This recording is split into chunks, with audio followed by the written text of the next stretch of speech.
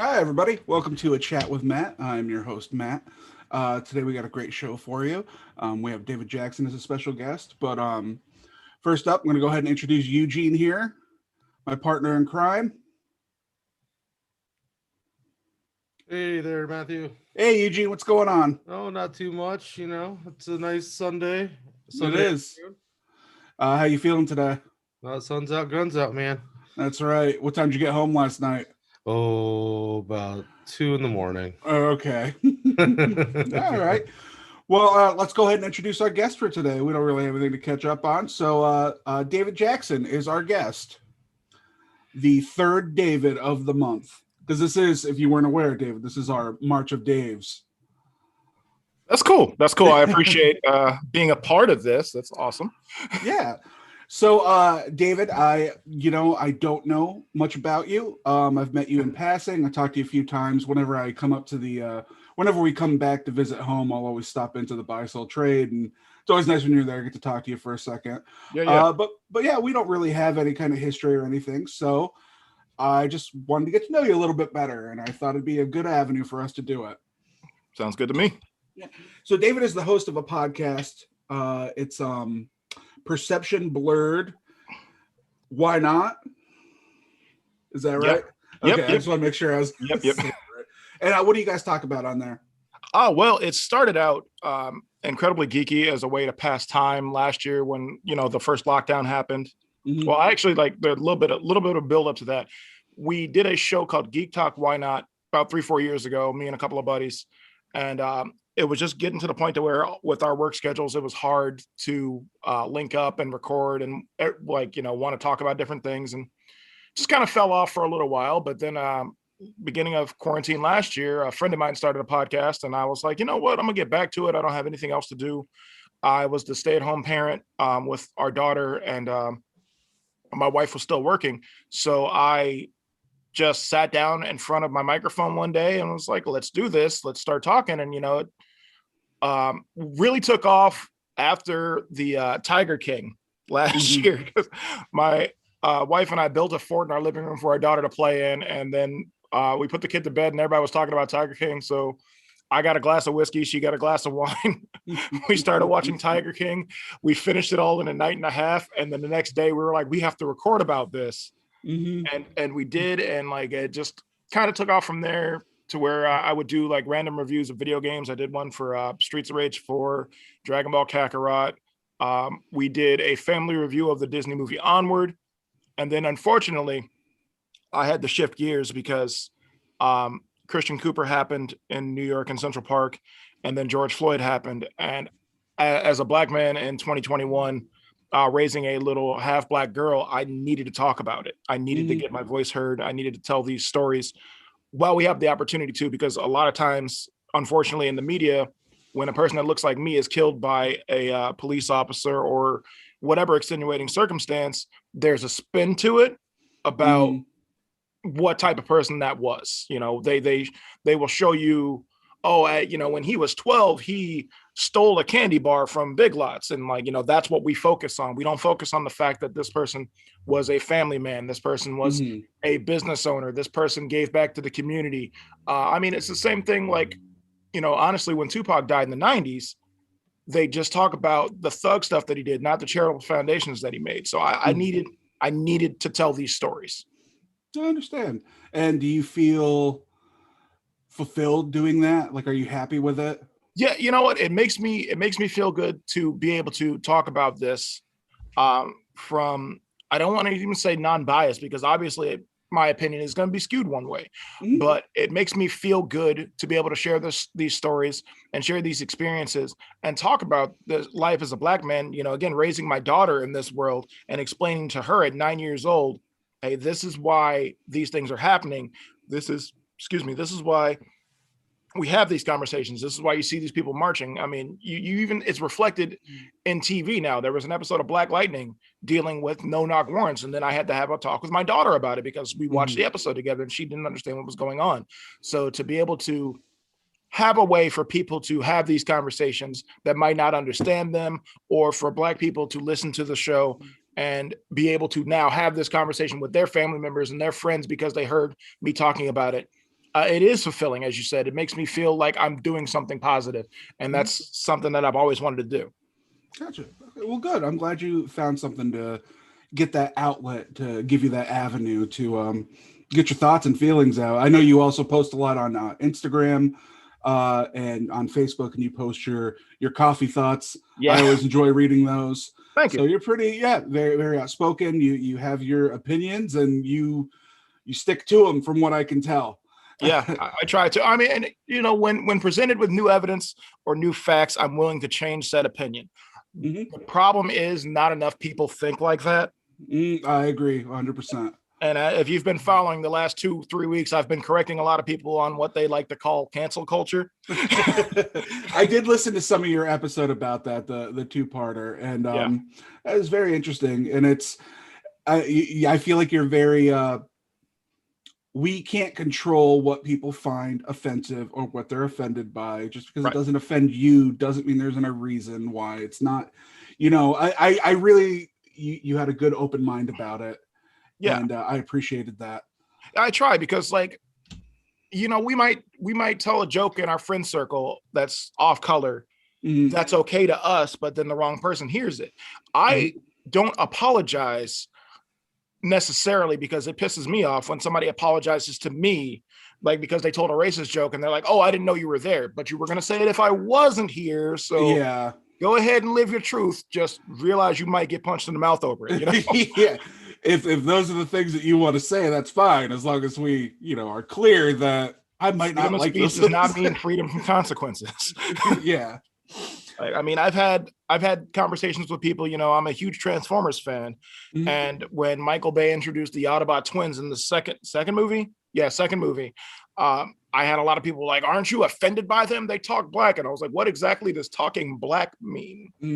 They speak street slang, and I know more white guys that speak like that than I do black. So no, they don't talk black. They're orange and green robots. Yeah. Now then, in Transformers 3.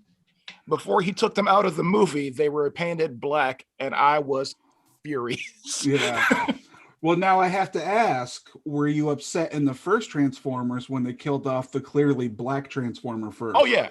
Yeah. Okay. Not only was Jazz one of my favorite characters from the 80s show growing up, but he was voiced by Eddie Winslow from Family Guy. I know, and they just killed him off, and he was the only one. And they tore him in half. Yeah, and then to see in later movies that them being torn in half doesn't mean anything because they can rebuild their bodies. I was like, okay, you gonna bring Jazz back? Retcon, bring Jazz back. Hashtag justice for Jazz. Yes, that's what I want. Dear Travis Knight, you did amazing with Bumblebee.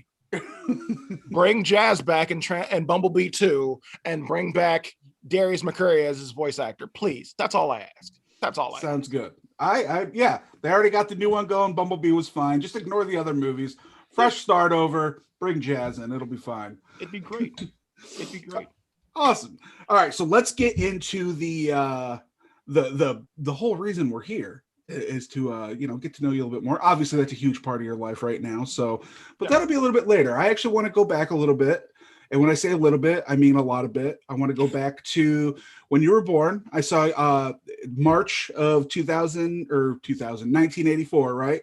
May 2084. Or May 2084. I apologize. 1984, not 2000. Oh, wow. Did I say 2000? We both did. Okay. Sorry, I'm all over the place right now. But so you're born in Ashtabula? Yep. Okay. Do you know what your parents were doing when you were born? My dad was working at CEI. He's a welder. My mother is a nurse's aide, has been my entire life, was working. I don't remember what it was called back then, but it's Carrington Park Nursing Home now. Oh, okay. Where she works. My dad is retired. My dad's 77. My mom's in almost 60, 61 this year, I think. She's not going to watch this, so she won't realize that I forgot how old she was. Well, thank goodness. Plus, I mean, honestly, my mom and my dad, neither one of them look their age, so it's easy to forget how old they are. Gotcha. Every time people see pictures of my mom, they're like, "That's not your mom, that's your sister." And it's like, "No, that's my mother. Thank you. I'll tell her you said that. She'll love it."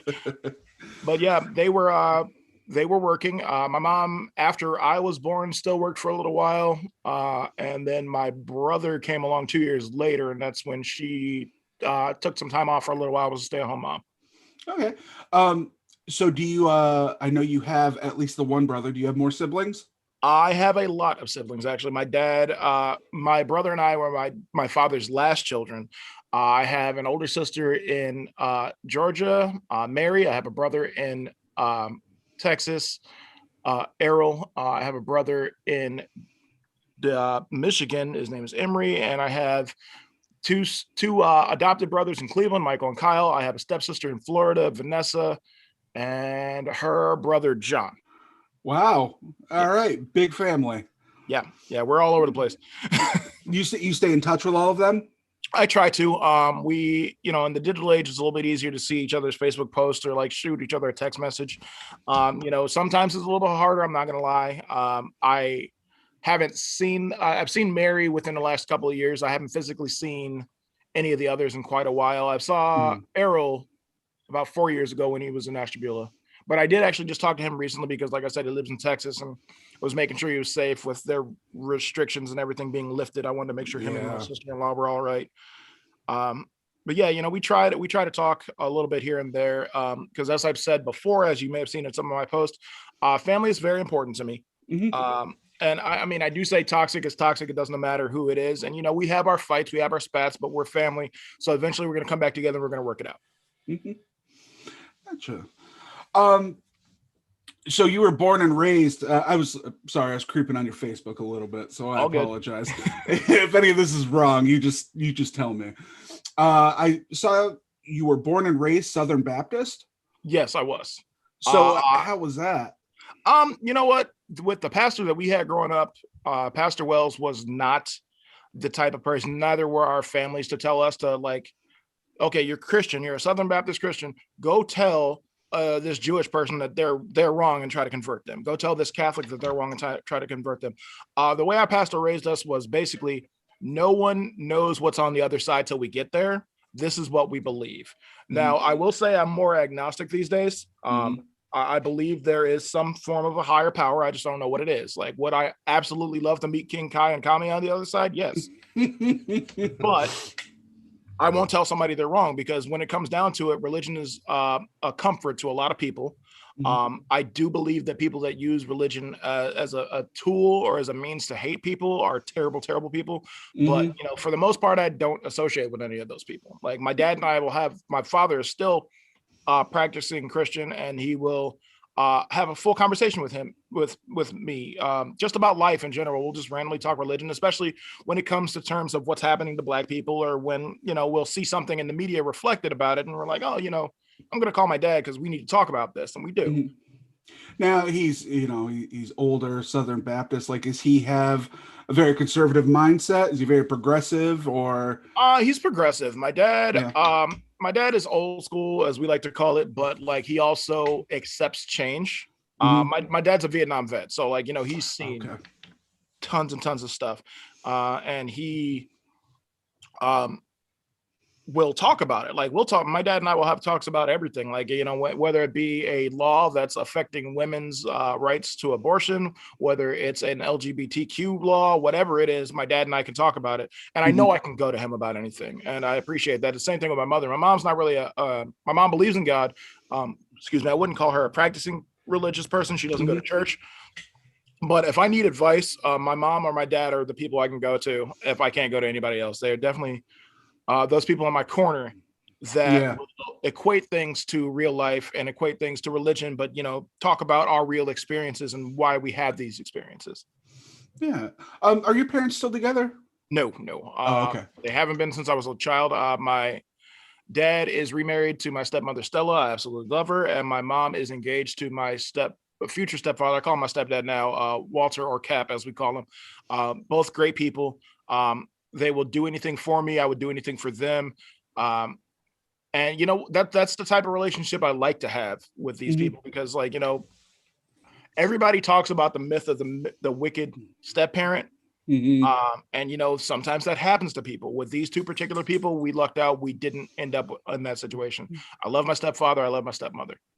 Yeah, that's good. That's awesome. I can say honestly, I don't know a ton of people like my friends who have step parents that are just like, oh, I hate this woman. I hate this man. Like, most of them seem to be same as you're saying, like that they're my parents. Like I might not call them dad or mom, but they are my parents. So that's good. So you said your dad was a Vietnam vet. Yep. I have to assume tough guy.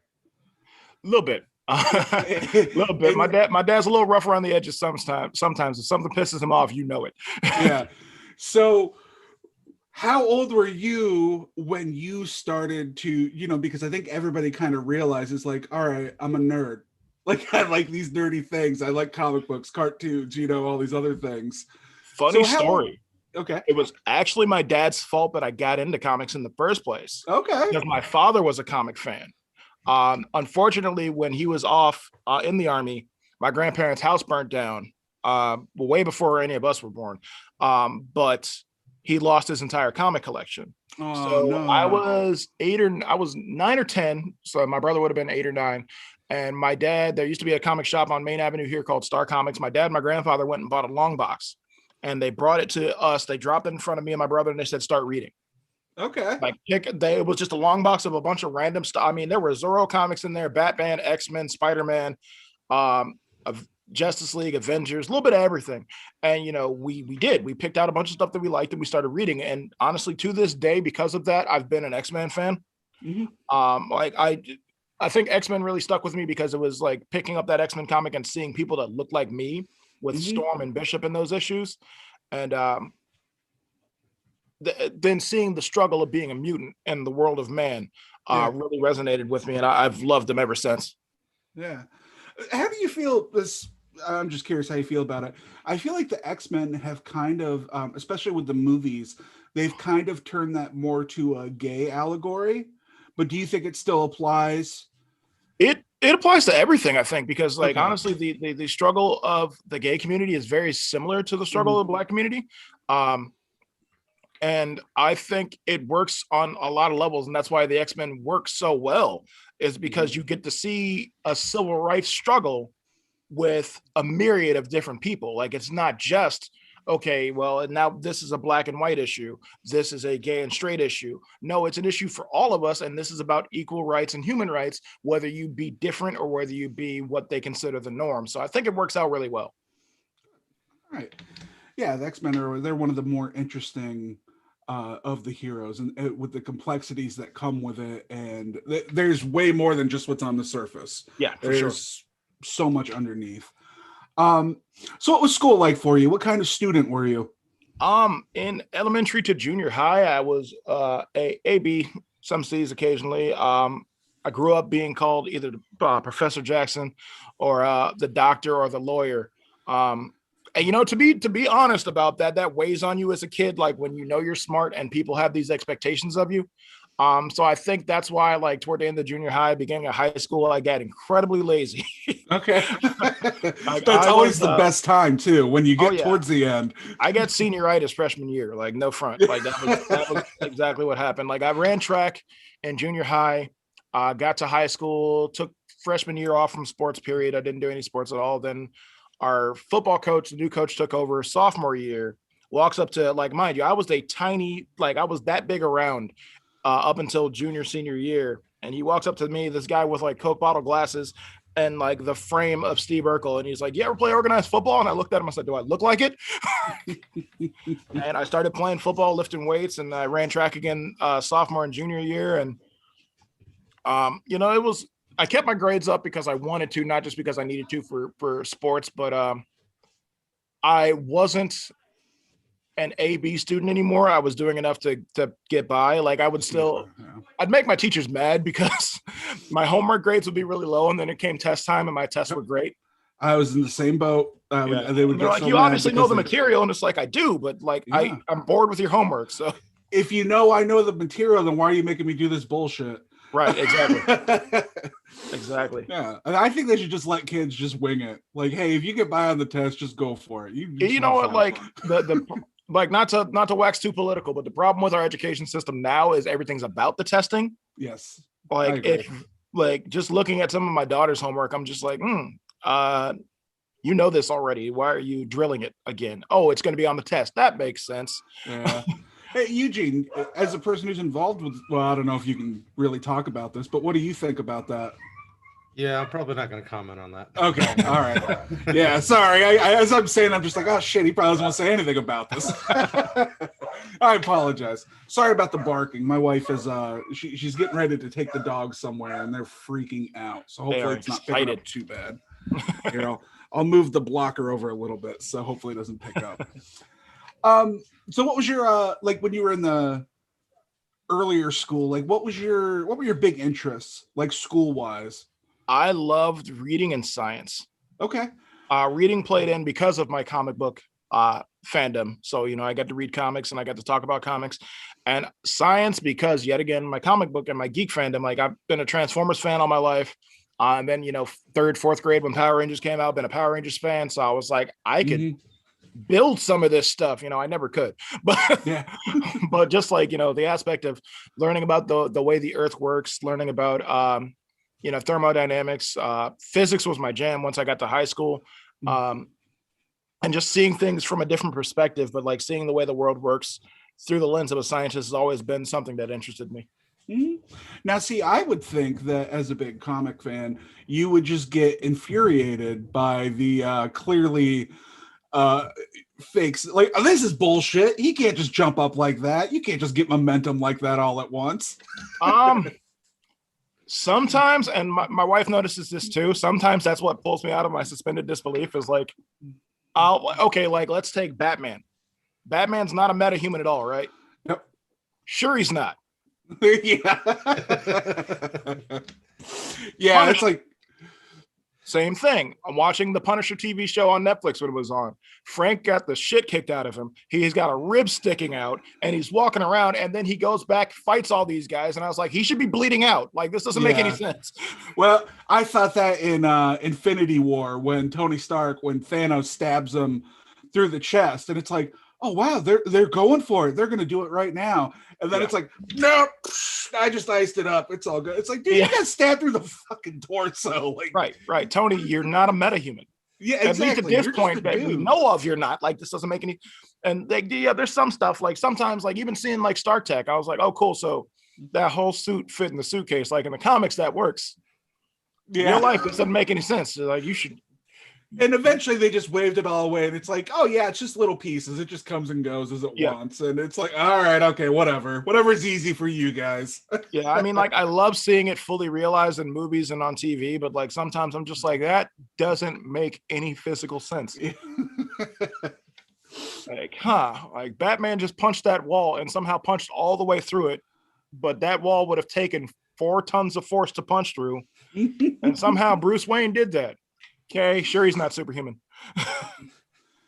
So when you were growing up and you were in school, and I know you went to Ashtabula your whole life. Yep. How, this is going to sound ignorant because I really don't know, and I want you to tell me, but like, what was your experience as a young Black man, like going to school in Ashtabula? Like, did you experience a lot of racism? Did you? Not really in the school system per se. Like, there were a couple of times where we had like substitutes and such that clearly didn't want to be around us. I was actually just telling somebody the story the other day when I was in the 7th grade. We had a substitute in our English class, and she just randomly went off on all of us because like 1 or 2 people were talking, and excuse me, she just goes, Columbus Junior High, they say that's the bad school. I'd rather be there than with any of you brats. And as a kid, I had a deviation to my septum, so I would get nosebleeds randomly, and like especially if the air got real dry.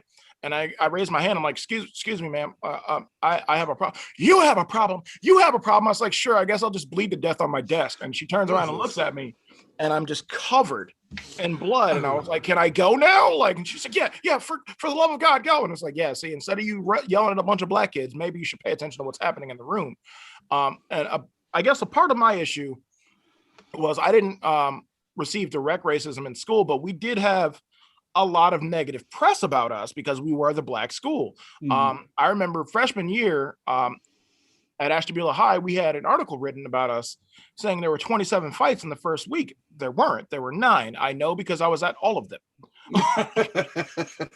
But like, Oh, so you were the instigator. Oh, I wasn't the instigator. No, Just no, kidding. but here's a little. It's not necessarily a little known fact, but I will tell you this: if you see a group of ethnic people running in that direction, go in that direction because either something really bad is coming from the other way, or something really cool is happening that way. Don't stop and ask questions. Don't look around and go, "Oh man, what's happening?" No, go that way. Follow the group of ethnic people because either there's a monster coming from the other direction, and it's going to eat you because you stopped and asked, or you're going to see like either a fight or like there's a concert or a free giveaway or something. You see us going that way.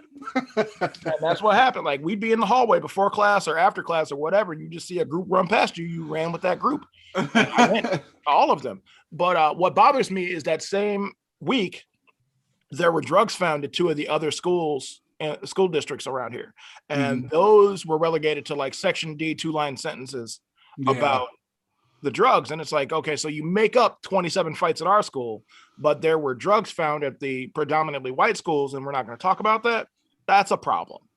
Yeah. And Ashtabula and now Lakeside is relegated to like, oh, it's the bad school. And it's like, are you saying it's the bad school because it's actually bad? Or are you saying it's the bad school because that's where the black kids go?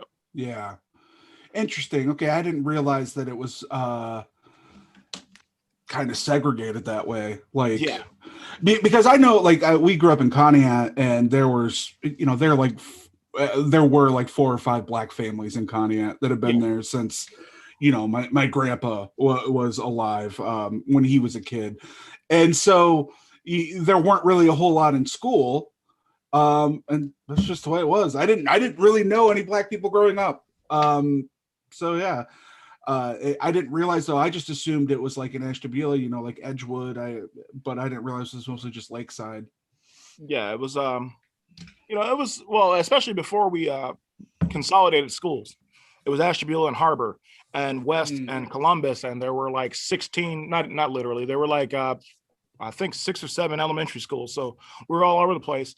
And I actually remember getting out of the 6th grade, going to junior high, and I was like, "Oh, I'll see you next year." Talking to a girl.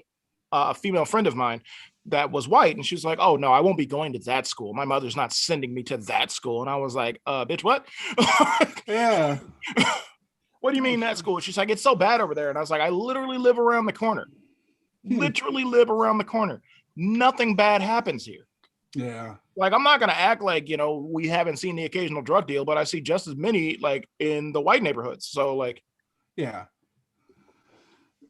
It's probably easier to see it in the white neighborhoods because they're not hiding. Right. They're out in the open. They don't care. Yeah. So then you graduated in what, 2002? Yep. Okay. First class of Ashtabula Lakeside. All right. Very good. What were your intentions like when you were in high school? Did you think about going to college? Was that an idea for you? Junior to senior year was Air Force. Recruiter had me all hyped up. Air Force. And my mom was excited. I was excited. Well, my mom, let me rephrase that. My mother was a little bit hesitant. My dad was like, if this is a decision you want to make, then do it. I got to MEPS senior year. Was it senior year? No, it was junior year, actually. It was junior year. I went to MEPS early. And on my way there, I have perfectly flat feet. I have no arch whatsoever. And my mom pointed that out to the recruiter several times at the house, at the meetings with him. And he was like, no, that won't be a problem. That won't be a problem. We're getting the car on the way to Cleveland. I was like, are you sure my flat feet aren't going to be a problem? Because I'll stay home. And he's like, can you try to arch your foot a little bit? And I was like, if you don't turn this damn car around. So he was joking, apparently. But we got there, went through the whole process. Gave blood painfully because military nurses do not care. Woman stabbed me in my arm, didn't hit the vein, and instead of pulling the needle out and starting over again, she moved it. Oh God, I worked in a hospital for quite a few years, and I saw plenty of just like seeing the needle move underneath the skin is one of that image is burned in my head. Yeah, it hurt. It hurt like hell. Yeah. But then long story short, my eyesight sucks. Completely terrible. And it was a problem with refraction, how long it takes your eye to focus in on an image. So I was disqualified. And that's really discouraging, junior going into senior year, especially because I made no backup plans because this recruiter 100% guaranteed me I was going in. And I'm not gonna lie, I got down on myself, so I didn't like look out and apply for colleges and everything. I had a job. I was working at Burger King. Yeah. Pardon me. So I just kind of stuck with that.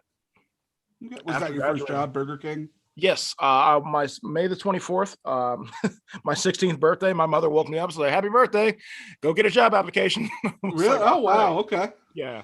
Like she wasn't on to kicking me out or any bullshit like that, but she was like, hey, it's, you got to start. It's not about pulling your weight. It's about responsibility. Yes. It was about having some responsibility other than just going to school, having football practice or track practice, coming home and doing nothing. She's like, nah, you gotta go do something. So I did, and I Yeah. went and applied, and I worked there up until senior year. And actually, I got into it with my boss because she told me, she looked me in the face and said, I like football. So whatever days you need off for football, whatever practices you need off, whatever game nights you need off, I'm willing to give you those. But track is boring. So I'm not sure I can work around that schedule. And I was like, you're legally obligated to work around my school schedule. And she's like, well, I don't know if I will. I said, well, I don't know if I'll be here. So come track season, I quit. Yeah. Okay. And mind you, I went back twice after that, but Yeah. So what was it about the Air Force that you wanted to go? Were you like, did your dad have anything to do with that? Like you thought, oh, he was in the military, I should. it was a little bit of the family military history because my dad was, my grandfather was in the military. And honestly, like even though I knew my eyesight was too bad to be a pilot, the idea of getting to work on a jet Mhm. or like, be a computer engineer behind the systems of a jet, like whether it be aviation or weapon system or whatever, I was really, really into that. And like a lot of it had to do with being that geeky kid and like watching like Robotech and seeing like the transforming planes. Obviously, I knew we weren't going to get there, but I was like, oh man, it'd still be cool to like be the guy that programmed that guy's flight system or program that guy's weapon system for him while he's out, fighting in a war or just even, just flying routinely. And it just stuck with me because, military tech, the Air Force is like at the head of it for a lot of it. I mean, other than like, the big bang weapons and stuff of the Army and the Marines, Yeah.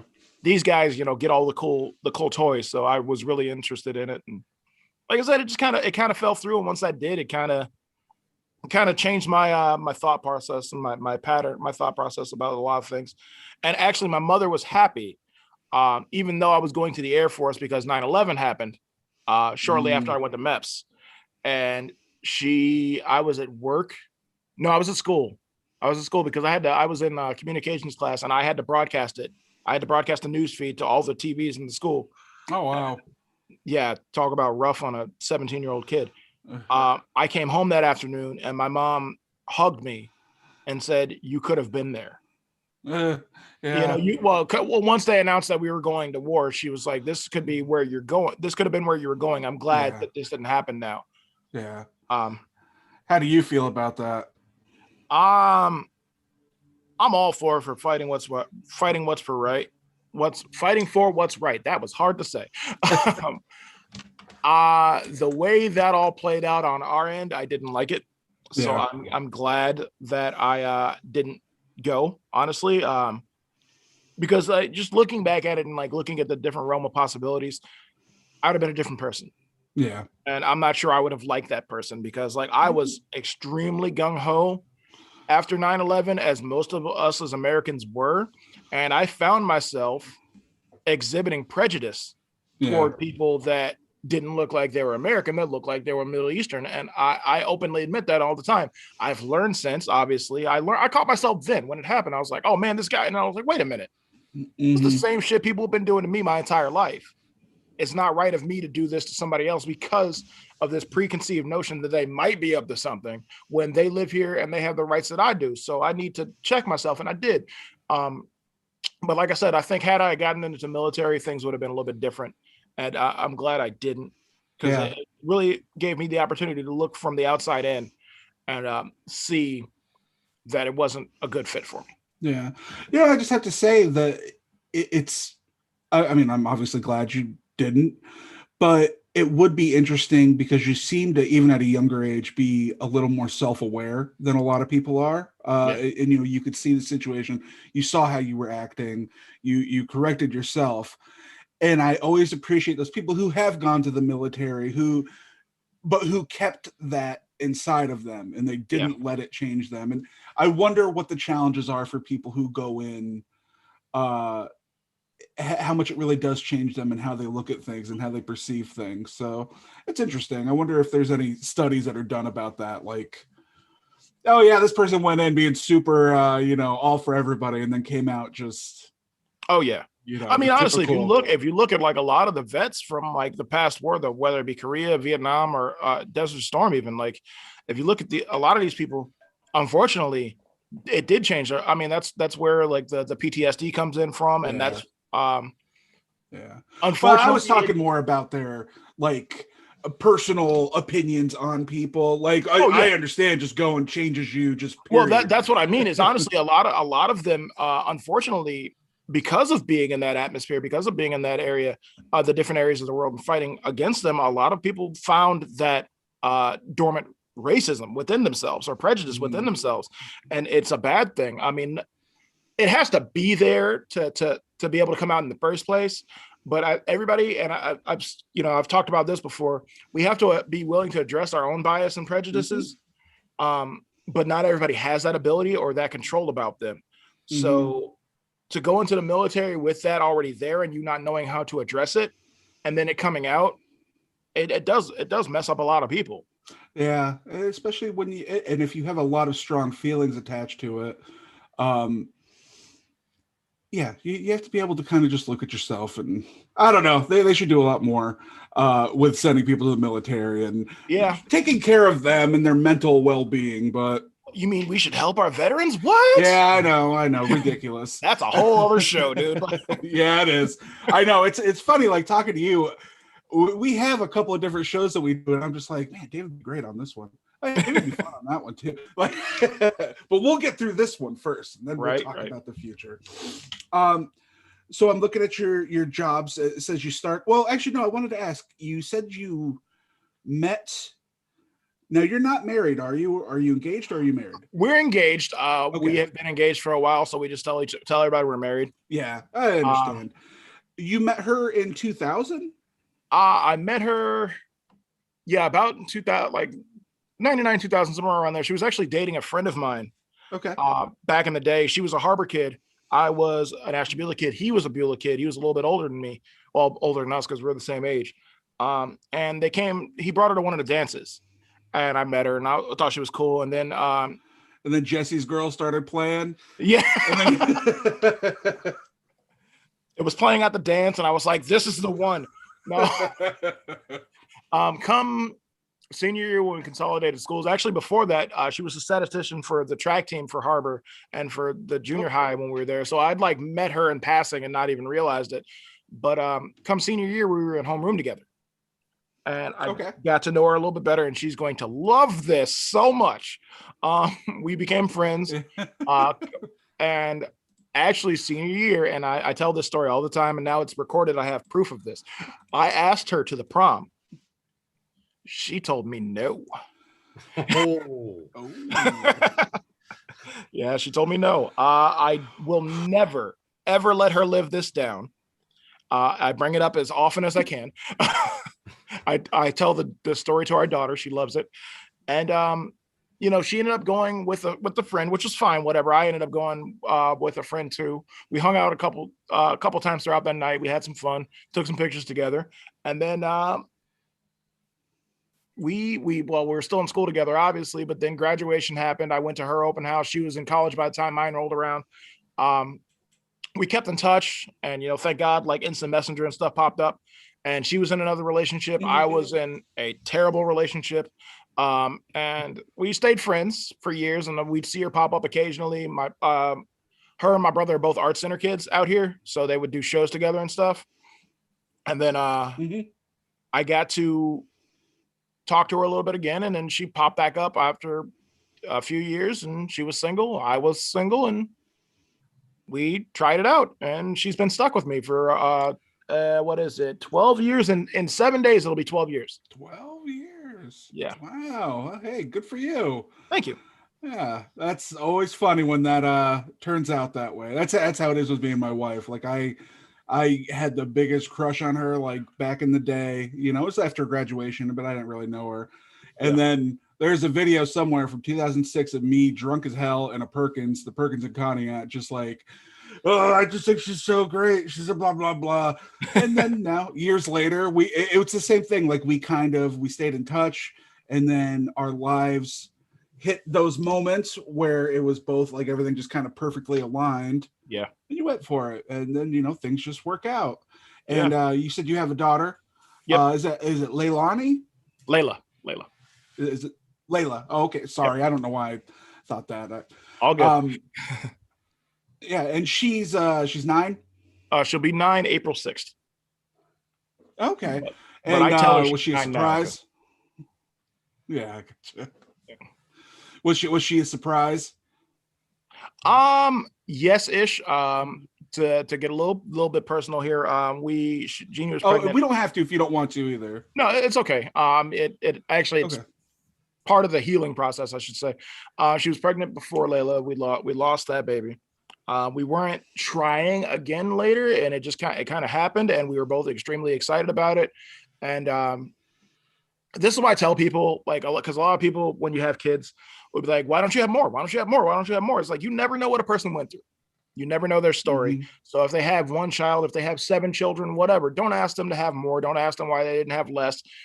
Just accept the fact that they have what they have. They're happy. They're a good family. Like my daughter is incredibly kind. She's incredibly smart. She's healthy.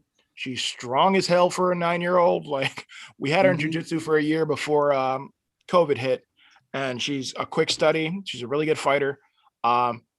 I grew up with a little bit of a martial arts background. So like seeing my daughter on the mat was awesome.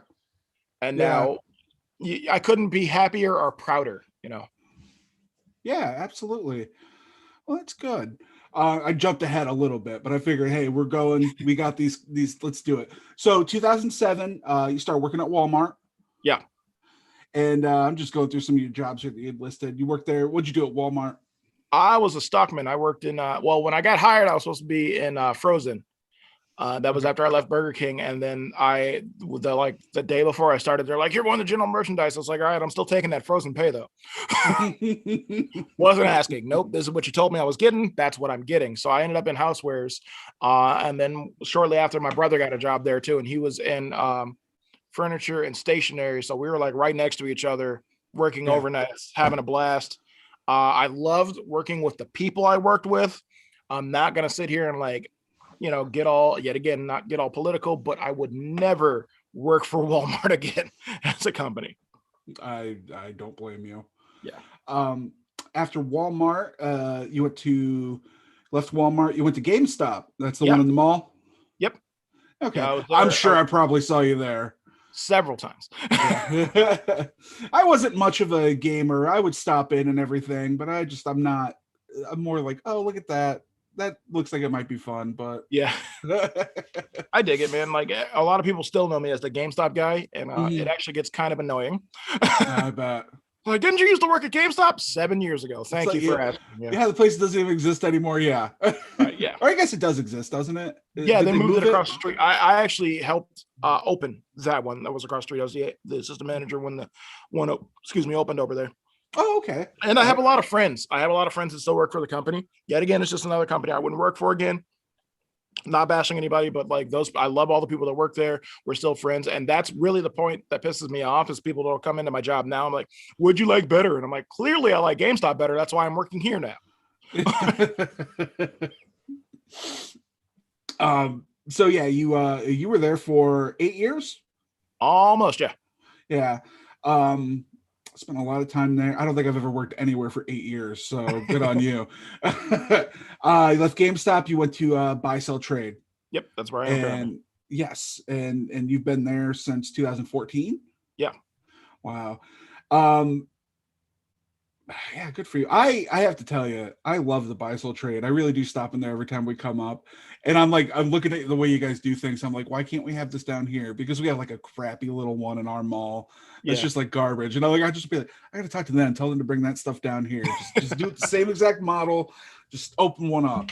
I tell you what, my bosses are gonna love to hear you say that. So. Oh really? Well, oh good. I mean, I think they do an awesome job. We typically get the comparisons to like the exchange and buybacks when it was still open, but like usually it's people like, "Oh, how come you guys don't do it like them?" And it's like, because we're not a corporation. Like we're a small, 2-owner operation. Like it's just us We don't have the capital to be like, yes, you want $1,000 for that PlayStation 5? I'll give you that, Yeah. and we're not stupid. Yeah. Well, and obviously you guys are doing something right. You opened up a bit. Well, they opened up. I don't know who. I mean, are you involved in the ownership? No, I Okay. am All right. just an employee. I don't have the official title of manager, but because we really don't have like a manager per se. Yeah. But like we manage ourselves, we self-manage. So like if somebody comes in looking for a manager and I'm there, I'm the manager on duty. And I know the inner workings of the business because they trust me and they trust me to be in the store by myself or without one of them there, which I really appreciate because that's not something that's easy to come by, Yeah.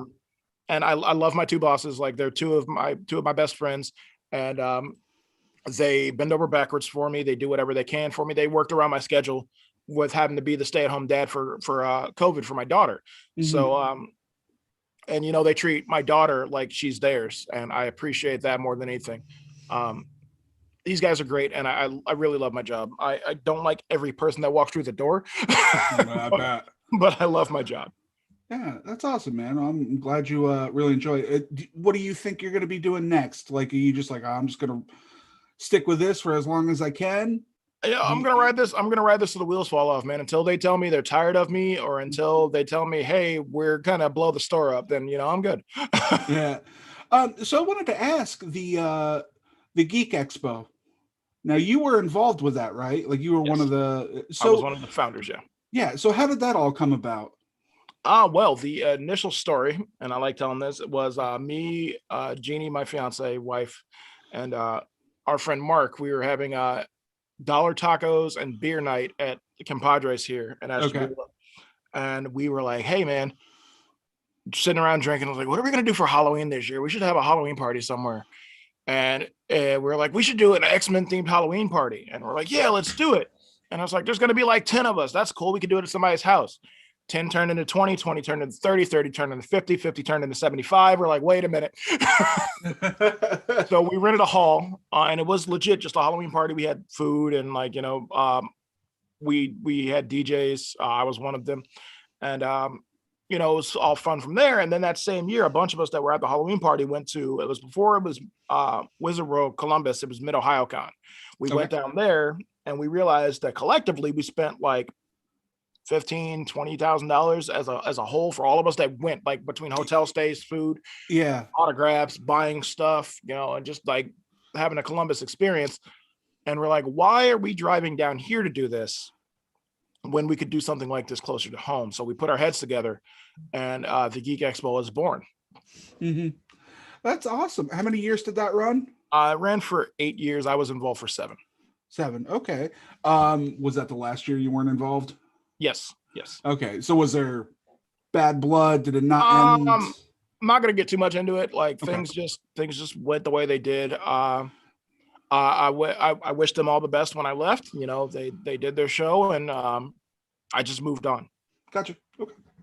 All right. Now I volunteer at the Geek Fest now, the spiritual successors to Geek Expo, the Great Lakes Geek Fest. That hopefully, the way things are going, these guys will be able to put back on again this year. Last year, obviously, we couldn't. Yeah. I basically am just like the mouthpiece for them. I'm on the stage announcing things. I moderate the panels for them and all that stuff. These guys put on a hell of a show, man. It was awesome, and it was great to see the community still come out and support it. Absolutely. Because we have something like this here now. We don't have to necessarily go to Columbus, Akron, Cleveland, Pittsburgh, Philadelphia, all that. And these guys are doing a great job. So I fully support everything they're doing. Yeah, awesome. Do they have a website? No website, but they do have a Facebook page. It's Facebook page. The Great Lake. You can just search Great Lakes Geek Fest and it'll pop up. All right, cool. Yeah. Hopefully they'll be able to do a little bit more this year and get something out there. Hopefully those vaccines get out there and everybody can go a little bit back to normal. Yeah, that'd be nice.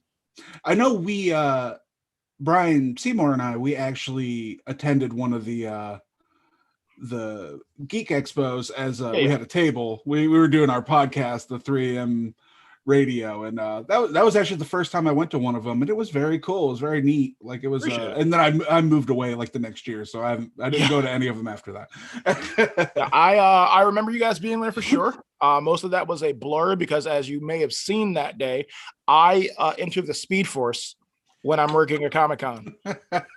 I am the Flash. I'm the fastest man alive. I'm moving from point A to point B without stopping. Like, you'll just look down and you'll see a water bottle on your table because somebody asked for water and you don't know where it came from. That was me. That's awesome. So did you enjoy doing stuff like that? I did. I will say honestly that it is nice to step back and just get to volunteer at a show now. Because typically in the 7 years we ran, and my wife and I were talking about it, we didn't get to buy too much of the stuff that was at our own shows because we were so busy. Yeah. But getting to volunteer at Geek Fest 2 years ago, I actually got to buy stuff and like interact with vendors and such, and I thought that was awesome. And actually, like, most of the gray, it might not be coming through on my camera, most of the gray in my beard is from running the Geek Expo, and also raising a 9-year-old. That's her right over here. The 9-year-old's here. Yeah. Geek Expo here. Yeah.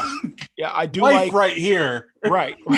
I do like just getting to enjoy the show a lot more, honestly. Like, I mean, again, like I said, I do things for these guys, but it is definitely a nice feeling to be able to sit back and go, yeah, I can go sit down. Well, it's like having a party, I don't know about you, but every time I throw a party at my house, I don't get drunk. I don't, it's like, cause I'm constantly, you guys having fun, you having a good time, you need anything, you need something. Pre-COVID, if I invited people over for my birthday barbecue, that meant I was on the grill for hours. There you go. Yeah, for my birthday. I'm not going to portray that I did that because my wife does the cooking on the grill, but it is one of those things that it's like you don't want to let loose. You don't want to do what you do somewhere else because it's your stuff. You want to make sure everything's working and running smoothly. So. Right. You want to have fun, but on the same note, you're like, hey, do you need a more comfortable chair? Yeah. Would you like something to drink? I see you're in the sun a little bit. Would you like me and my friends to come and lift you up and move you into the shade so you don't even have to move? Would you like ketchup for those French fries? I'll be right back.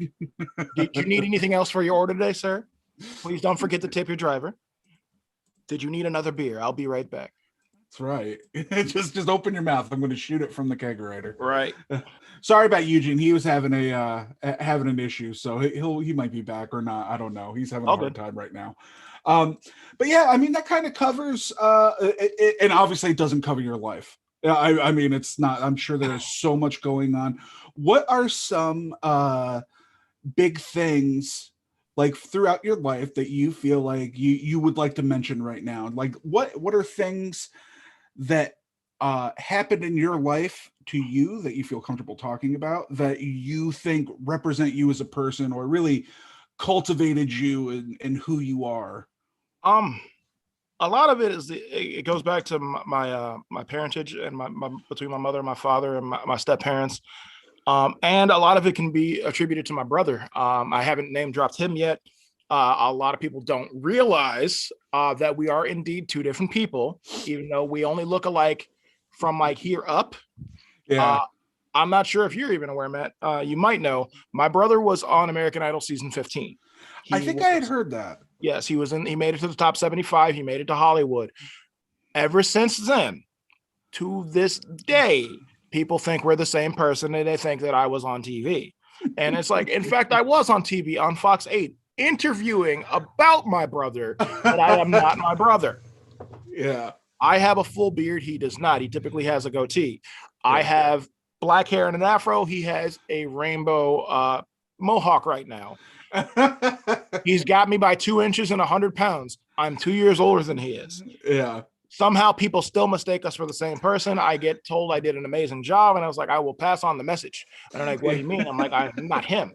But I guess like the highlights for me were just like getting to be a part of all the family things that I get to be a part of. Like, my brother was like the rising star, and still is. Like, my brother's doing his damn thing. But to be recognized out in public as Tank's brother or Leroy's son or Sharon's son is really nice because we're that family in Ashtabula that people know. Like most people know who we are. And like everybody knows my mom is Aunt Sharon. That's my mom. Yeah. And they also know not to mess with Aunt Sharon because Aunt Sharon has two very, very mean sons. And if you mess with her, somebody gonna find out and tell her boys. And then you got to deal with them. And then the same thing with my brother. Like, everybody knows Tank. I'm known as Tank's brother for people that don't know me on a more personal level.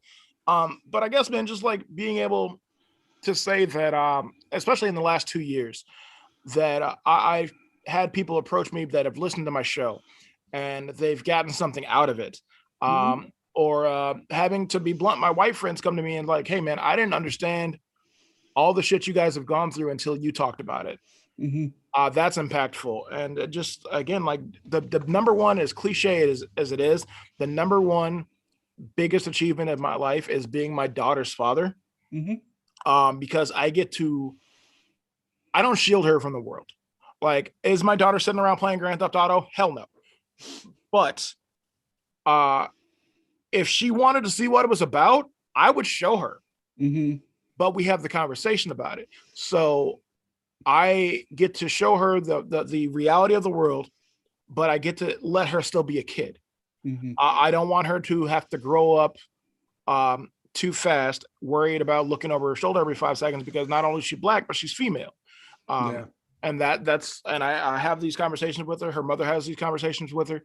And I guess it really just boils down to that, man. Like, being able to use my words and spread the, albeit limited, knowledge that I have into the universe. And if I've helped one person, then I've done something right. And that's really the way I feel about it. And I've talked to some people, and I give sometimes unsolicited advice. So I try not to, but if I see you post something stupid on Facebook, I'm one of the people that's like, we're friends. I have to talk about this. I have to tell you, like, and a lot of times it's not public because I don't like calling people out all the time. I'm contrary to what it may seem like, I'm mostly anti-confrontational unless I'm pushed too hard. I'll come at you like man to man, man to woman, or whatever, and inbox you or send you a text or give you a phone call and like, hey man, do you need to talk about this? Or like, hey, do we need to have a conversation? What don't you understand about this? Like, again, the last couple of weeks you've seen, I've been talking mad shit about people that don't understand that Pepe Le Pew was not canceled. I will die on this hill. Did you read about the scene? Like, the scene wasn't even filmed. I think she was filmed, but it wasn't even animated. Like, that they decided to cut out. I just saw that they cut it out a year ago, and I was like, okay. Yeah. It was just, and it was like something, honestly, I think it would have been fine if it was actually in. I'm not sure why they cut it, unless they just didn't want to do it, but it was him being Pepe Le Pew, and I don't remember the actress's name, but she's the one who brought it up, and she was disappointed that it was cut because it was basically her taking him to task for his behavior. And it was just like, that would have actually probably been a pretty decent thing to have in the movie. Like, to have someone call him out for being a fucking creep. Right. And I would have been fine with that. My only problem with that and the Dr. Seuss shit lately is nobody actually knows what happened, because none of these people that are suddenly concerned about it actually give a shit. And how do I know that? Pepe Le Pew hasn't been used in 12 years. Yeah. They stopped using him in the Looney Tunes show, the sitcom that was on TBS that nobody fucking watched until it got on HBO Max. How do I know that? Because I watched it. And then the same thing with Dr. Seuss. They stopped publishing those books last year.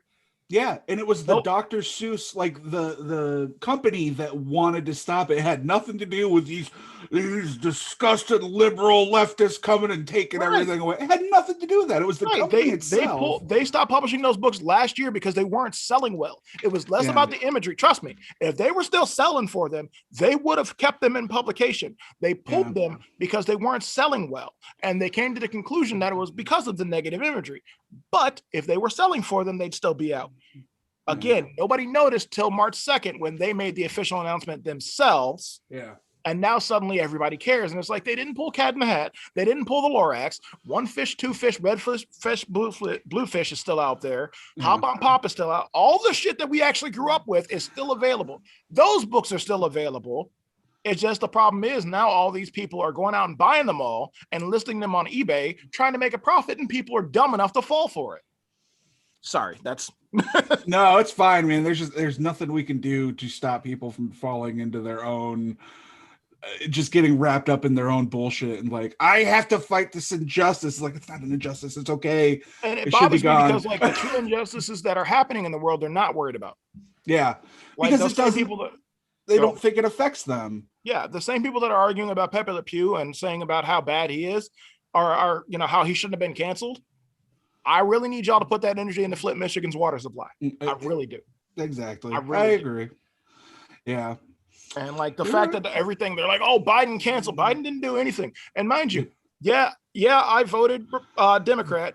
That doesn't mean I'm not going to judge him for the bullshit he does. When he does, Yeah, because there's a lot of bullshit going on right now. Yeah. I'm gonna call it out. Like, oh, cool. Yeah. Hey, we didn't get a stimulus check, but yeah, by all means, bomb Syria right now because that's important. Yeah. Oh, I see those kids are still in cages down at the border. That's fun. Right. So like, it's just we got to focus on the right things, and I think that if that's my legacy, that's what I want it to be.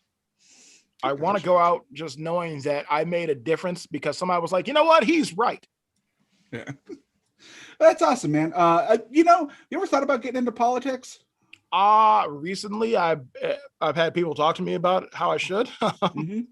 And it might be something down the road. I'm not sure. Like, we'll see. Sometimes yeah, I've been thinking about it. Eugene he ran for city council in Conneaut before. So I mean, sometimes you just gotta, if you feel strongly or passionately enough about something, go for it. I've been thinking about it myself. I live in a super, super conservative area. So it's one of those things. It's like, I don't even know. Really, I know I'm not doing anything to win. I'm doing it to hopefully get a voice out there for people to hear. Right, get something heard.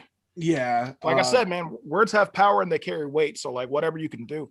My issue is, as I said, I'm mostly non-confrontational, yeah. but my fuse is about that big. People think my brother has attitude. They don't realize that it trickles down. Yeah. And that once that fuse burns out, yeah. I'm much worse than him, my mother, my father, any day. Yeah. Because I'm the middle one. So yeah, you had the most the most shit to deal with. right. I do think it's funny that I don't know your brother. I know who he is. I think he went to Kent Ashtabula. Yeah, for a little while. Yeah. Yeah, and I think we both went there at the same time. So I just happened to know just from being at school at the same time as he was, like I learned who he was. I do have to say, I don't understand how anybody could confuse the two of you. All the fucking time. I don't see it. I was actually really surprised when I found out you were his brother. I was like, oh, okay, cool. It's just an interesting little like small thing there, but I could not see how anybody could ever. Yeah, especially when it comes to, like I said, when it comes to like attitude and perception, we're polar opposites. Yeah. And that's not a bad thing. Like my brother is boisterous and loud, and he knows that, and he carries that well. That's his signature on life. Yeah. If you're somewhere in public and Tank Jackson is there, you hear him singing, or you hear him yelling at somebody. Funny story is I met Tank about 2 summers ago, maybe 3 summers ago, when Pokemon Go was Yeah. You're right, he is loud, he is boisterous. He will sing. Oh yeah. Did you not know him at Kent, Eugene? No. Oh, okay. All right. Because Eugene went at the same time. I just thought maybe he would have met him there, but yeah, he will. I mean, he'll be out playing Pokemon Go, singing the Pokemon theme song at the top of his lungs. Yeah, I can attest to this. Yeah. He'll be screaming at people that aren't fighting the raid hard enough. Like, yeah, he's me. I'm sitting in the car like, oh man, I almost got it. And here's Tank over here. I want to be the very best. The funniest part was whenever I was trying to get that legendary, I think it was the Lugia or yeah. And he didn't get it. He's just like, no. I ran out of power. I ran out of Pokeballs. Yeah. Oh shit. Yeah. So we have a little thing on the show that towards the end we like to ask some questions. We have a wheel. I don't know if I don't see it behind Eugene. Oh, yeah. I do have 2 other questions first. I like to ask these questions to all of our guests. I actually feel like you might have already answered one of them. Okay. But I'll go ahead and ask you again just in case there's anything you want to clarify. But the first one is, If you could send a message back to your 18-year-old self, what would you tell them? Couple of things. Never give up, as cliche as it is. Keep fighting for your dreams. And when you go to Mid-Ohio-Con with your girlfriend, buy that $75 9.8 New Mutants 98. That's the first appearance of Deadpool because it's worth so much more now, you fucking idiot. All right, good advice. Good advice. Stupid. How disappointing. Not to interrupt, we have some chat in our feed. You got a little hi from Russia. I can't read this name. Oh yeah, hi from Russia. Yeah. Brian Seymour says Matt has gone international. Well done. And I can't even read what Brian Rife said because it's in. Looks like he said something in Russian. And then Brian Seymour says he met Tank and he thinks it was at Xanadu circa 1999. Yeah. The hope of the party. Oh, that's funny. Oh man, Xanadu. What was Xanadu? It was a teen dance club that was started by our music teacher from the high school out here. That was in the harbor, and it was like popping every weekend. We had a blast. But of course, somebody's got to mess it up for everybody. Always. Too many people that were just there to cause trouble, so it didn't. It lasted about a year or two, I believe. Oh, okay. Interesting. All right, second question. This is one I think you probably might have already answered, but if there was one thing that you could change to make our country a better place to live, what would it be? I know that's a broad question. That's a big question. Yeah, and it's just one of those, like, I always try to think of just like, I try to look at the macro issue, like what is that thing that we could change, but whatever. Honestly, it's accountability. Too much in the society, especially as Americans, do we spend time passing the buck and not accepting responsibility for the shit that we've done. I mean, look at now what's happening with the shooter in Florida, was it? Where he had a really bad day. We can't claim this was racially motivated. Yes, it was. Say it was. Move on. Stop acting like this guy's not a homegrown terrorist. Yeah, terrorism. That's what it is. They need to call it terrorism. Yeah, Timothy McVeigh was a terrorist. Yeah, these people are the same way. And then from the top down, like, we have to. You can like whatever politician you help vote in. You have to hold them accountable. Yeah. And that is honestly, like, not even to shit on Trump voters, but like for the last 4 years, that was part of the problem. Mm-hmm. Is when something was wrong, we find somebody else at fault. We don't hold him accountable. It's what we need to do going forward for the next 4 years with Biden in office and Harris in office, is if they do something fucked up, as people that may or may not have voted for them, we have to point that out and say, hey, this is wrong. You need to fix it. At the state level, we need to hold governorship accountable for things that they're doing. I don't agree with the idiots. They're like, open Ohio. No, absolutely not. Wait a little while. But make sure that he knows this is how the people of Ohio feel. And then at the local level, we need to hold our people accountable, whether it be in policing, whether it be in office. We need them to know that the people of Ashtabula, the people of Conneaut, the people of Geneva, the people of Columbus, the people of Akron, wherever you are, this is what the issues are, and this is what we need you to fix. We don't need you to pass the buck to somebody else. We don't need you to blame this state for this. We don't need you to blame this county for this. We need accountability, take responsibility for the things that are messed up and fix them. As a people, we need to hold ourselves more accountable. And I think once we do that, once we address our biases and our prejudices, like I said, then we can start to progress. Mm-hmm. Okay, I agree. I don't think anybody's ever said anything on here about how we could fix our country that I haven't just been like, I agree.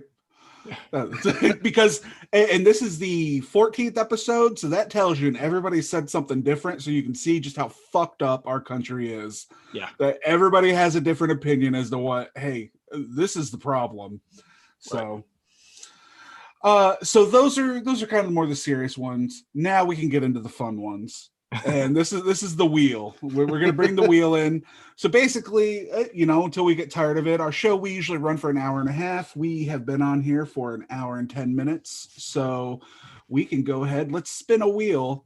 and see what the question is. And yeah,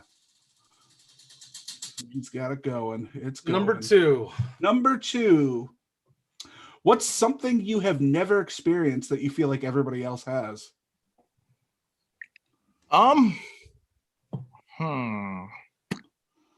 That's deep.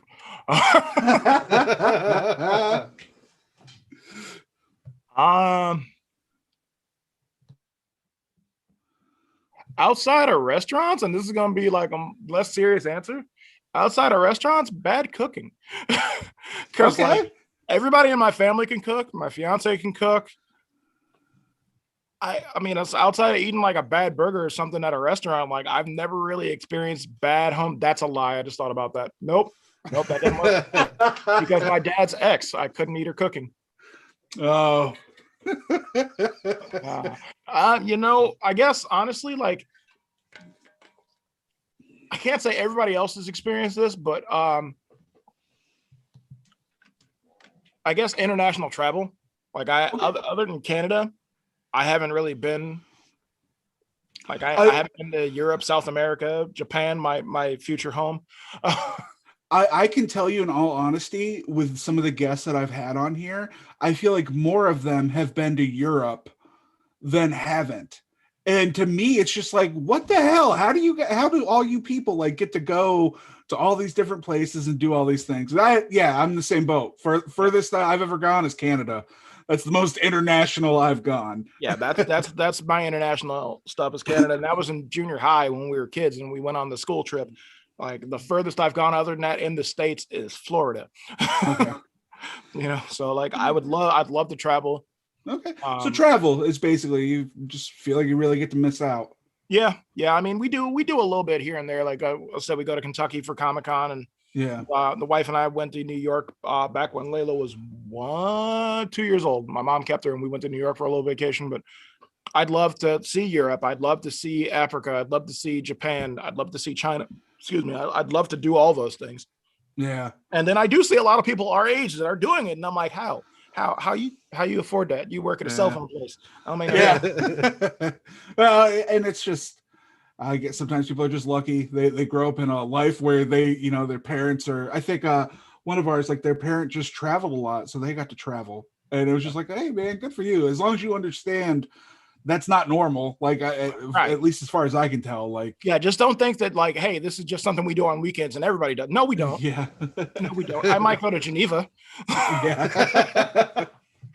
Oh man. Now that I live down here in Lancaster, it's like, it's a little bit bigger than Ashtabula and Conneaut. And it's like, I remember living in Conneaut, going to Target was a treat. Right. You know what I mean? Like you'd have to go somewhere, you'd have to go to Menor, you'd have to go to Erie. We usually went to Erie just because it was closer than right there. And now it's like living here in town. We go to Target like once a week, for whatever. Like it has nothing. It's completely just like not special whatsoever. Yeah. So it's not that. I mean, it's like when like the new restaurants open up around here. Like a chain, like honestly, I mean, I hated Chipotle in the first place. I'm not really a fan, but like when they opened here, I was like, you know what? It's helping some of the kids in the community that have a job, so I'll get a couple of meals there. And I'm just like, this loses all of whatever magic it would have had to eat. Like, I would love for a Five Guys to open in Ashtabula, but on the same note, I would hate it because I'd be there all the time. And I'll go ahead and I'll admit to you that Chipotle is one of those big things too, because I remember only eating it once in a while, and I liked it. I thought it was great. Like I remember going to Menor and just like a buddy was just like, hey, you want to stop here? Never been there. Sure. Loved it. We eat Chipotle because my wife loves Chipotle. I swear to God, we eat it twice a week. And I hate it. I used to like it because it was a rare treat, because the only time we'd go is if me or some of my friends would go to Micro Center, and there was the one in the plaza right there. Mm-hmm. And I was like, yay, computer parts and Chipotle. And now I'm like, oh God, there's a Chipotle 5 seconds away from my job. I'm not gonna fucking eat there. I hear that burrito place down by Walmart is pretty good. Oh yeah. Compadres Express is dope. And then they just opened a local spot in where Ruby Tuesdays used to be in the mall. Called Casa de Frida. And I am there every week that I work. I'm there at least once a week because, again, I'd rather eat at a local spot than eat at the big chains. So like that also diminishes some of that magic. Yeah. Well, I'm glad someone's using Ruby Tuesday. That's a Yeah. lot of space to not be. I was so happy when something opened in there, and then there was a Mexican spot, so I was like, I can get a burrito. Yeah. Okay. Dude, I loved stopping in there and like going to see a movie or something, just like, stop in, maybe grab a snack, have a drink or whatever. And then, go see the movie. Like, it gives you something to do with the friggin' mall. Like it's, I was disappointed when we moved down here because we have our movie theater down here is awesome. It's like what's at Tinseltown, and the mall was cool too. But I swear, ever since I moved here over the past 5 years, it's turning into the Ashtabula, the whatever they call it now, and it's like the stores are just closing left and right, and it's like, I feel like I'm at home. And this is the same thing I tell a lot of people, because malls as a whole are dying because we don't need to leave the house to get anything. Yeah. I just had this conversation with a customer yesterday. She was like, well, how come everything's closing around here? It's got to be the rent. I was like, or because these places don't exist anymore. I said, Kmart and Sears closed because they were competing with themselves because they're the same company. And Kmart's closing all of their stores. Find me a Sam Goody, find me a Stephen Barry's, find me a Walden Books. None of these places exist anymore. And yes, it'd be awesome if places came in and filled those spots. But as a community, we have to want to support what's here, and we have to want to support the place that they could go to. And if I'm a big business, one of the first tools we use now, well, everybody uses, is social media to get a feel for an area. And if everybody is shitting on that area, I'm not going to want to develop there. Yeah. And that's unfortunately a lot of problems with mall places now, is all of us are like, oh man, this mall sucks. So like, as a big name business, I'm not going to want to go to that mall if it sucks. Yeah. And it's unfortunate because I remember when the mall was built. I have a lot of great memories of going there, hanging out. Same. It was a special treat. I miss Captain Taco. A lot of people don't remember that place. It was right behind Ruby's. When you walk in, it was on the right hand side in the food court. Oh no, I don't remember that at all. I'll tell you what I did miss was Family Toy Warehouse. Bro. That was what I missed. You want to talk about being a toy collector in the 90s and being able to find everything you were looking for? Right. I remember when Generation 2 Transformers came out. It was my birthday, and I was like, Grandma, I need Optimus Prime. Shit. She was like, of course, baby. And then we went and got it, and she bought my brother Starscream because he needed something because it was my birthday. So she was already painting him as the antagonist in your guys' sibling relationship. Yep. I mean, honestly, like, we talk about it a lot. Like, my brother would probably be an anti-hero. Mm-hmm. Like, and this is why, like, the higher power hasn't given us superpowers. He wouldn't be evil necessarily, but my brother would not also be quiet about, as like Eugene was saying, my brother's not quiet. So like, if my brother was at work and somebody came in trying to cause trouble, my brother's going to take care of that trouble. Actually, he does now. So, yeah. So without superpowers, I mean, so do I, but I'm subtle about it. Like, my brother will literally eat your head if he could. Like, he would turn into venom and bite your head off. So here's a question I'm going to ask, and it's not on the wheel. This will be the last question I ask. You and your brother, if you were both Marvel characters, who are you more similar to? Who would your brother be if he was a Marvel character? Oh, wow. My brother. And then who would you be? You've seen the costumes. I know who you'd be. We'll talk about me in a second. My brother, my brother's a mix of a couple of characters, I'd say. Honestly, he's got the attitude of like a 90s Jubilee meets Storm. Okay. But then on that same note, he's got the badass attitude and ability of like Colossus, Juggernaut, and like Cable. Okay. And Beast. Like, he's, to be his size, my brother is incredibly flexible and dexterous. So I'd say he's like a combination of a bunch of those characters. Probably leaning more toward, actually, if he had the opportunity to have a power set from the Marvel Universe, if my brother right now could pick any power set from the Marvel Universe and use it, it would be OG Scarlet Witch. Okay. Reality warping, chaos magic, probability manipulation. Tank is all about that shit. When we play Marvel Ultimate Alliance 1 and 2, that was his go-to was either her or Phoenix when we unlocked her. And like, just to be able to hex things, he would be all about that. Me, hold on, I've got the hoodie on, so let me see if I can get it in the shot here. I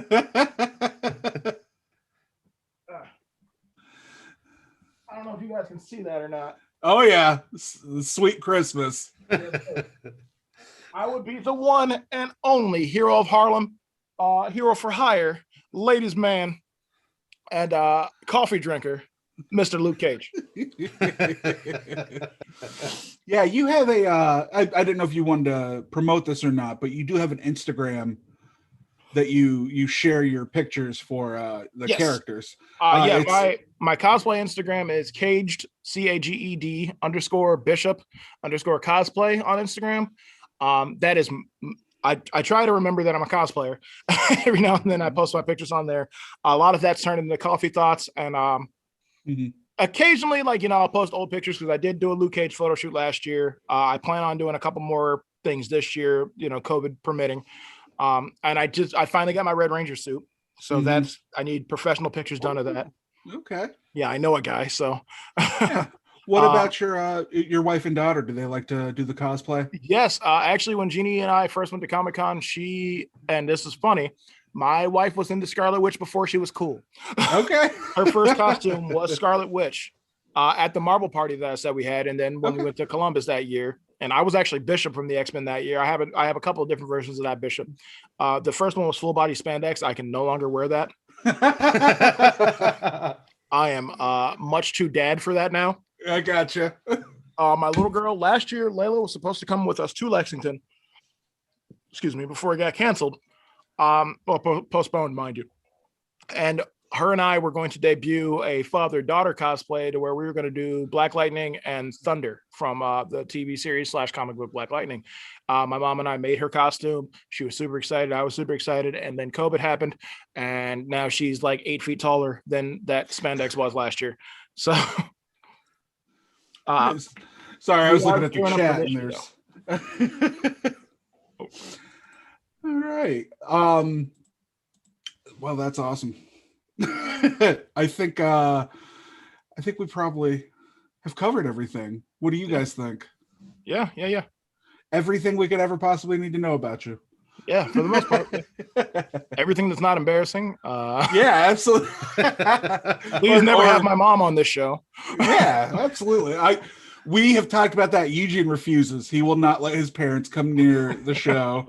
I mean, his parents and I do have some history, so I could see why he wouldn't want them around me.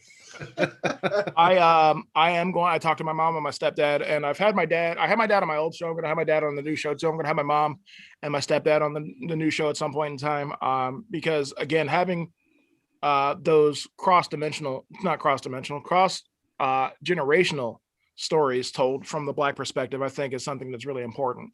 As you know, as much as my dad being in the military, his stories from that, and my mom grew up in the South. My grandmother and great grandmother marched with the Black folks that were marching with Dr. King in the 60s. So where's she from originally? Missouri. Okay.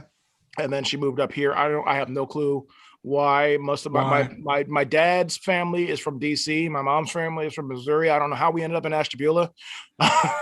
I don't think anybody ever plans on coming here or coming there. Like happens. they just get trapped.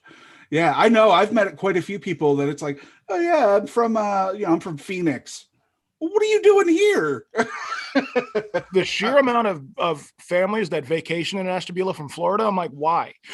Yeah, honestly, even down here, like the people that I've met who are just like, yeah, I go to Conneaut, I go fishing up there. It's like, really? Like I'm just blown away by the people who actually know where it is and what. Tons of people have camps up here, man, and it's crazy. Yeah. I have a small theory that like this is the Nexus area. Yes, exactly. Everybody has a layover there. Eugene, I feel like you and I need to have a conversation about that someday, because funny story, like little anecdote. Every time we go to a Comic-Con, I see an alternate Earth version of me. This is not a joke. I have pictures. I don't want to share them on a public forum because they're real people. But I have met several versions of me in public, and I'm like, are you here to kill me? My theory has always been that there's really only so many different combinations of features that a person could have, so you are bound to run into an exact doppelganger at some point. I got sent a picture from C2E2 a few years ago of a guy in a Gears of War cosplay, And a buddy of mine was like, I didn't know you were at C2E2. And I was like, what the hell are you talking about? I'm not there. He sent me the picture. He's like, so you mean to tell me this ain't you? And I was like, apparently it is. Sent the picture to my dad. I was like, you got some explaining to do. Yeah, who is this? Answer me. And then I got my mom because my brother sent me a picture of a Luke Cage cosplayer in DC. And he's like, I thought this was you. I was going to yell at you for being in DC without telling me. And I sent it to my mom and I was like, hold on, I want to see something. So I sent him to mom. I was like, Tank, check this out. And I was like, Mom, I forgot to send you these pictures. And she's like, when'd you go to DC? And who are those girls? I was like, look again. And she did. And she's like, that's not you. I was like, no, it's not. One of you, either you or dad, got some explaining to do because that boy looks just like me, except for he's probably like 40 pounds heavier. But who the hell is this dude that look? And he's dressed as Luke Cage. What's going on, Dad? But yeah, like we seriously. So like, I believe that Crisis on Infinite Davids has been happening. And somehow either I bring about the end of the world or the beginning of the new one. But all right, well, tune in next week and we're going to interview David Johnson. Yeah, from Earth 97. Yeah. Well, but before we go, let's get all your stuff out there. I know you have your Perception Blurred. You have an Instagram for that. Yes. Is that Perception_blurred? Yes, ish, I think.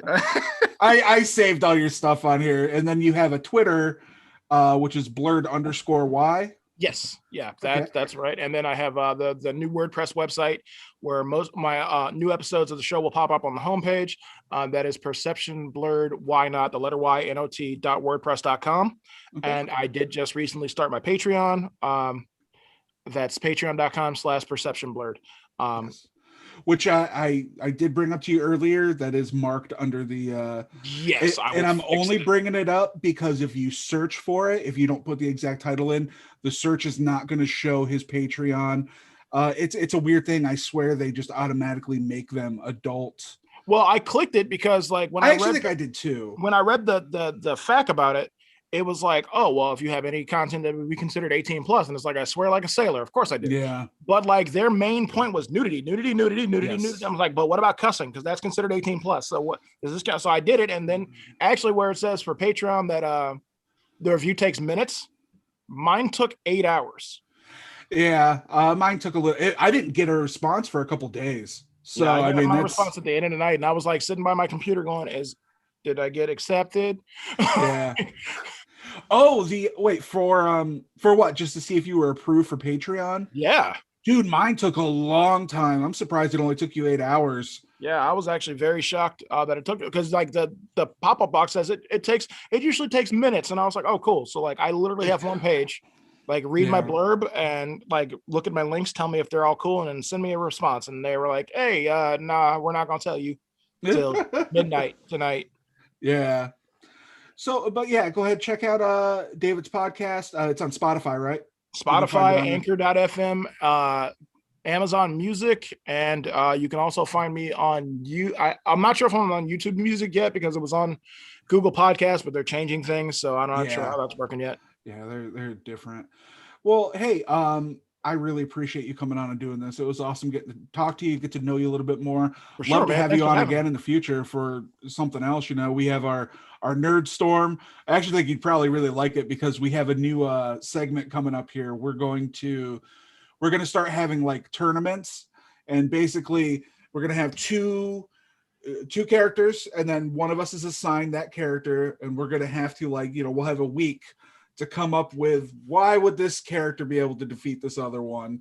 And we're just basically going to just do tournaments. We're going to have a moderator. We're going to ask the viewers like to kind of vote like who did the better argument for their, you know, their character. And we're excited to get into that. I just need 24 hours. I don't need a full week. Yeah.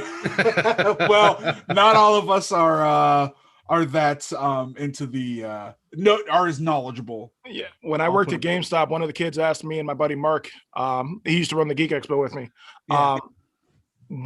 who would win in a fight between the Marvel and DC universe as a whole. And our initial response was it would come down to a stalemate between the Hulk family and the House of L, Superman's family. And then over the course of the next 4 months, we kept coming up with counters.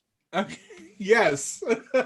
Because no matter how you slice it, there's a counter argument for everything because it depends on where you're fighting. Like, are you in this universe? Are you in that universe? Like, if they're fighting in the DC universe, Wolverine's getting a Red Lantern ring. It's going to happen. If they're fighting in the Marvel universe, then I feel like Darkseid's going to steal the Infinity Gems. Like, there's all kinds of things that could happen. So, yeah, I'm down. Anytime you guys want to do this, I'm in.